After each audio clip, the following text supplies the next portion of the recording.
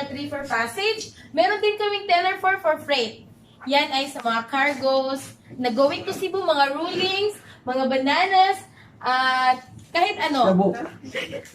Ito po si Nerissa. Passage freight po siya. Siya po ay bago naming empleyado. Anak ko po yung owner. Alam niyo naman. At ito naman po, pinaka-sexy pangalawa sa akin. Siya po si Lilin. Siya po. Tapos po, single po siya.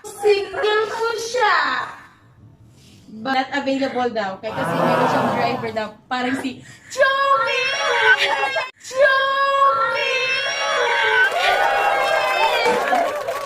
Pero okay lang yan. Lilin, huwag kang kagaya kang dilima na mga driver yung, oh my God. Ay, nako.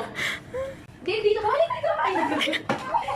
po yung supply room namin. Nandiyan po yung mga pagkain. Mga spaghetti, macaroni, lahat po ng mga salad na gusto nyo. Nandito lang po, naka-freeze po siya lahat. Punta lang kayo dito sa office, makikita niyo po lahat. Dito naman po ang aming stock room. Dito po nakalagay lahat ng mga papers namin, documents na para lang po talaga sa amin. Okay? Dito din po yung nakalagay yung shower namin kung gusto nyo maligo. Nandito po lahat. Nandiyan na rin din yung restroom namin, aming bathroom, lahat po nandito na lahat.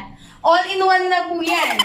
Dito po naka-file lahat ng bill of lading, yung dumadarating ng mga cargos from Cebu.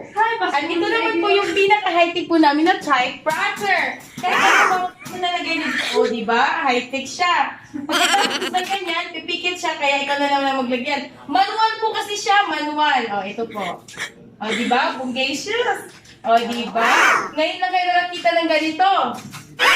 First aid po namin. Tingnan niyo, bukal yung malaking company. Malaki din yung first aid namin. Tingnan niyo. Nakalagay yan lahat para paracetamol. Okay? So, pupunta na po tayo dito sa aming mga living room. Come here. Come here. Dito po. Dito po aming mga pasahero na naghihintay na kukuha ng kanilang mga ticket at mga cargos ng bill of lading. Dito po sila maghihintay, dito po nakaupo na ganyan. Maghihintay sa teller na nag-issue na maganda lahat. Ito po din ang heart